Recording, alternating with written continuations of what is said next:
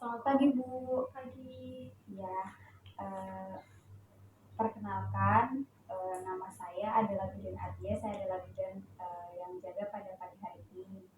Nah, Ibu sebelumnya, nanti sebelum kita lanjut, saya akan tanya-tanya dulu tentang identitas Ibu ya. Ya, Apakah Ibu bersedia? saya bersedia. Oke, Ibu namanya siapa Bu? Nama saya Binar. Oh, Ibu Binar ya. Ya, Umurnya berapa Bu sekarang? 27 tahun. 27 tahun. Sekarang dalam keadaan hamil ya Bu ya? Iya. Umur kehamilannya sudah berapa Bu sekarang? Sudah 24 minggu. 24 minggu. Eh, ini kehamilan yang pertama ya Bu? Iya. Untuk sekarang keluhannya apa ya Bu yang Ibu rasakan? Keluhan yang saya rasakan sekarang itu tubuh mudah lelah. Tubuh mudah lelah ya. Ini mau melakukan pemeriksaan sekalian ya Bu ya? Iya. Pemeriksaan kehamilan. Kalau boleh tanya, kan Ibu bilang tadi mudah lelah. Untuk pola makannya bagaimana Bu di rumah? Apakah pilih-pilih atau tidak atau ada masalah? Pola makan saya tidak teratur ya, tergantung selera. Tergantung selera ya Bu ya. Kalau sehari berapa kali? Nggak tentu juga ya. Iya, sabar ya Bu ya. Oke, ini sudah saya melakukan tanya jawab tentang identitas Ibu. Nah, nanti selanjutnya saya akan melakukan ada pemeriksaan fisik dari tekanan darah, terus nadi, pernafasan, suhu ibu juga, lalu ada pemeriksaan lab sedikit, dan mungkin nanti ada juga kita mungkin sharing edukasi atau informasi bersama ya Bu ya tentang keluhan-keluhan Ibu. Tujuannya agar saya dan Ibu juga mengetahui apa sih sebenarnya keluhan Ibu tuh sebenarnya kenapa. Mungkin ada setelah saya memberikan edukasi atau setelah kita sharing-sharing nanti eh, bisa ada solusi dari keluhan yang Ibu rasakan seperti itu. Bagaimana? Apakah Ibu bersedia? Ya. Bersedia Ibu ya. Oke. Di sini saya akan melakukan pemeriksaan fisik.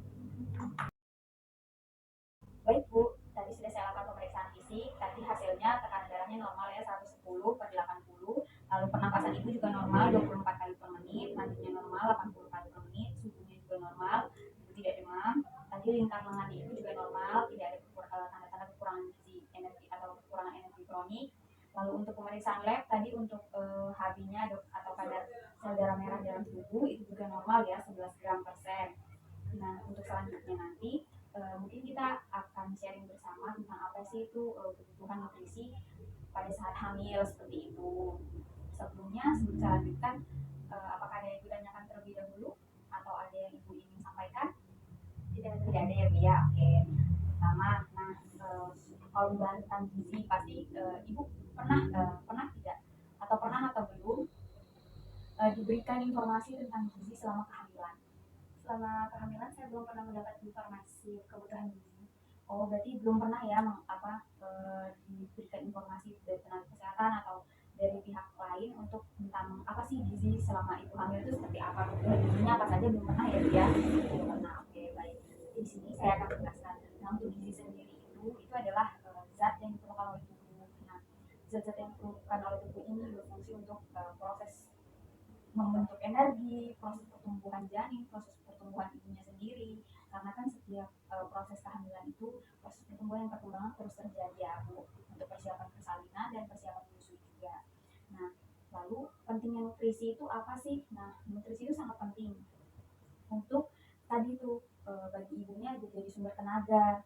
Nah, tadi kan berhubungan seperti pola makan ibu yang tadi ibu bilang tidak teratur ya Bu ya, hanya kalau pengen saja baru ibu makan. Nah, sedangkan kebutuhan ibu hamil itu lebih banyak daripada sebelum hamil. Kalau ibu pemenuhan nutrisinya tidak mencukupi, nah itu tadi jadinya sumber energinya tadi tidak terpenuhi, akhirnya ibu jadinya lemas, terus habis itu gampang lelah seperti itu. Nah, prinsip pemenuhan gizi selama hamil itu kuncinya adalah di menu seimbang. Menu seimbang itu terdiri dari ada karbohidratnya, harus ada proteinnya, ada lemak, vitamin, mineral, dan kecukupan dalam air atau agar tidak dehidrasi seperti itu. Nah nanti di sini saya akan jelaskan satu-satu apa itu karbohidrat, protein, fungsi-fungsinya dan contohnya. Nah untuk kecukupan sendiri selama ibu hamil itu kurang lebih ada pertambahan sekitar kurang lebih 300 kilokalori. Nah, per hari ya Bu ya, atau ada pertambahan sekitar 15% dari sebelum hamil. Nah, apalagi ibu sudah masuk ke trimester kedua dan ketiga. Nah, perkembangan janin semakin besar, semakin pesat, ibu juga membutuhkan energi yang banyak, kebutuhan nutrisi juga semakin banyak seperti itu. Makanya saat ibu makannya tadi tidak teratur, jadinya energi yang ada di ibu, nah diserap bayi, akhirnya ibu gampang lelah seperti itu. Nah, yang pertama tadi ya tentang karbohidrat. Fungsi karbohidrat itu untuk sebagai sumber energi. Nah, tadi kalau misalkan ibu tidak makan, misalkan nasinya dituangin terlalu sedikit, nanti ibu lemas seperti itu. Dia kan ada sumber gulanya di situ. Nah, contoh-contoh karbohidrat itu contohnya ada kentang, nasi yang kita makan sehari-hari ya, ada jagung, bisa juga pengganti yang lain, ada ubi-ubian, ada termasuk singkong, ubi ungu. Nah seperti itu adalah sumber-sumber dari karbohidrat. Jadi kalau tidak ada nasi jangan pusing Bu, ada kentang seperti itu ya Bu ya. Nah, ada jagung juga. Nah selanjutnya ada protein. Nah protein ini fungsinya buat apa sih? Protein itu fungsinya untuk pertumbuhan dan perkembangan. Pertumbuhan apa saja? Pertumbuhan sel-sel dalam darahnya ibu, sel-sel tubuhnya ibu juga harus selalu bergenerasi. Lalu perkembangan janin, perkembangan organ-organ reproduksi yang di dalam kan semakin membesar, semakin membutuhkan banyak uh, protein atau zat pembangun untuk dilakukannya pertumbuhan dan perkembangan seperti itu. Pertumbuhan sel-sel jaringan janin juga itu memerlukan protein. Nah, protein itu dibagi menjadi dua. Sumbernya ada yang nabati dan hewani. Kalau nabati itu dari yang tumbuh-tumbuhan, contohnya yang olahannya seperti tempe, kacang-kacangan, tahu, itu namanya protein nabati. Kalau protein hewani, contohnya itu adalah daging-dagingan, daging sapi, daging ayam, ikan, telur, susu. Nah, olahan-olahan contohnya susu itu lalu uh, ada lagi selanjutnya ada lemak. Nah lemak ini itu dia bekerja sama dengan protein tentunya, dia menjadi sumber tenaga juga dan menjadi proses yang membantu proses pertumbuhan jaringan plasenta atau ari-arinya ade, lalu pertumbuhan jaringan-jaringan janin, saraf-saraf janin itu memerlukan lemak.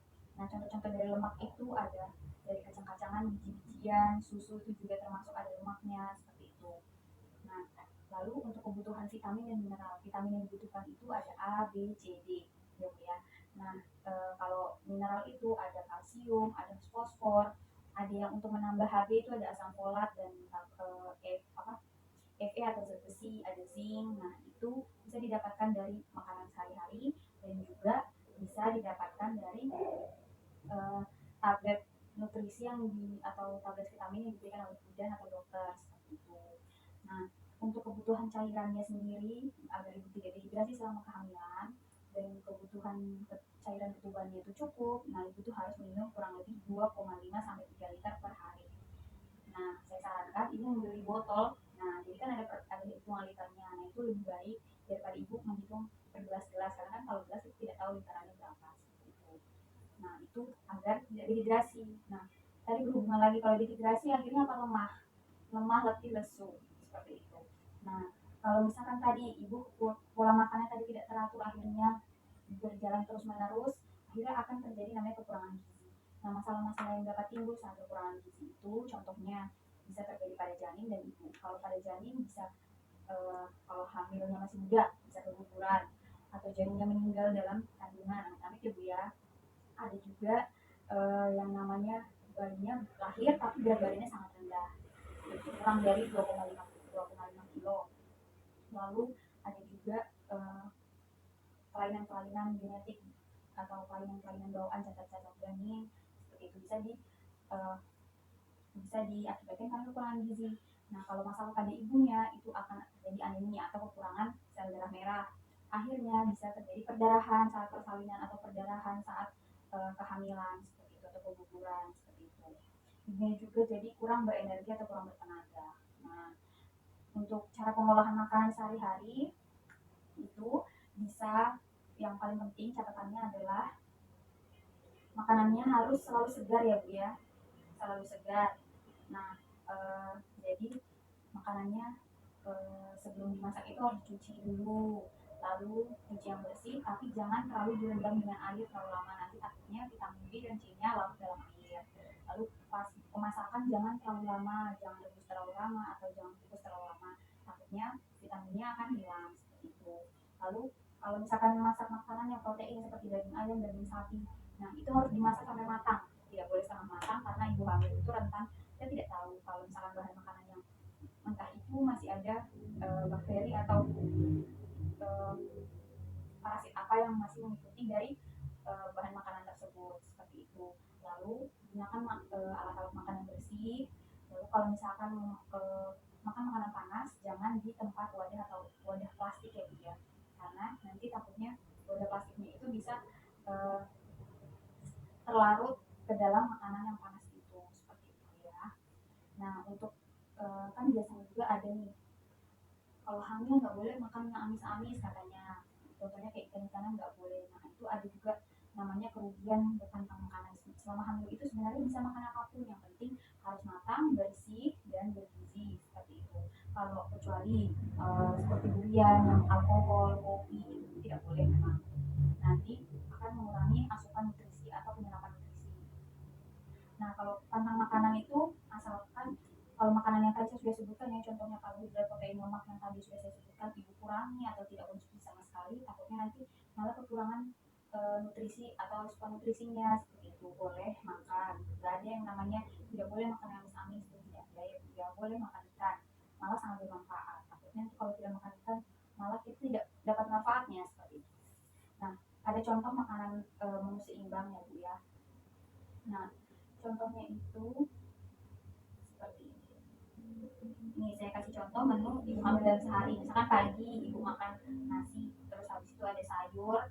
Nah sayurnya bisa tumis sawi atau apa namanya rebusan sayur, ada jus melon, lalu boleh nanti diselingi dengan susu ibu hamil untuk tambahan boleh. Nanti ada selingannya, selingan sebelum makan siang ya, misalkan jam 9 atau jam 10 itu bisa dengan buah seperti itu atau salad. Nah, nanti makan siangnya bisa nasi, sup sayur, terus ada bisa apa namanya daging yang dimasak dengan bumbu, mungkin ada tahu apa ditambahin protein hewan nabatinya, ada tahu goreng, terus habis itu jeruk, jeruk itu jadi vitaminnya seperti itu. Nanti selingannya mungkin ibu kepengen ngemil ada pisang goreng atau roti seperti itu boleh. Nanti makan malamnya nasi lagi atau ibu pengen ganti yang lain, contohnya makan kentang dengan ayam panggang atau tumis tumis kacang panjang boleh, terus atau tempe goreng boleh, nanti diberikan buah lagi. Nanti sebelum tidur boleh minum susu ibu hamil lagi boleh seperti itu. Nah, jadi itu yang bisa saya jelaskan. Mungkin ada yang ibu kurang jelas atau kurang paham? Tidak ada, ibu paham semua ya. Nah, coba saya follow up kembali ya coba ya Bu. Tadi coba untuk karbohidrat itu contohnya apa saja Bu? Ada kentang, ada jagung, ada ubi-ubian. Oh iya, oke. Kalau misalkan kita kekurangan nutrisi selama kehamilan tuh bahayanya contohnya apa saja?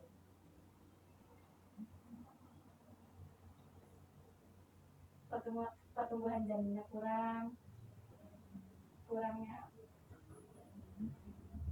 ibunya kurang energi. Oke. Ibu kurang lebih ibu sudah mengerti ya Bu ya. Nah, jadi di sini dengan tadi keluhannya ibu, saya sarankan nanti di rumah coba diatur lagi moodnya. Mungkin saya lagi nggak pengen makan makanan yang biasanya, pengen makannya yang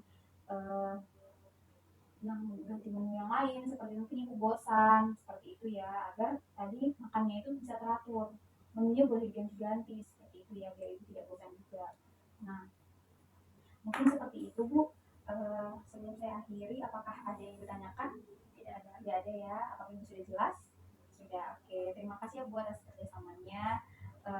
Mungkin nanti kalau misalkan ibu ada keperluan lagi atau keluhan lagi atau ibu pengen pemeriksaan lagi ke sini, boleh saja datang kapan saja. Saya selalu ada di sini. Terima kasih ya Bu atas kehadirannya dan kerjasamanya pada pagi hari ini. Terima kasih Bu.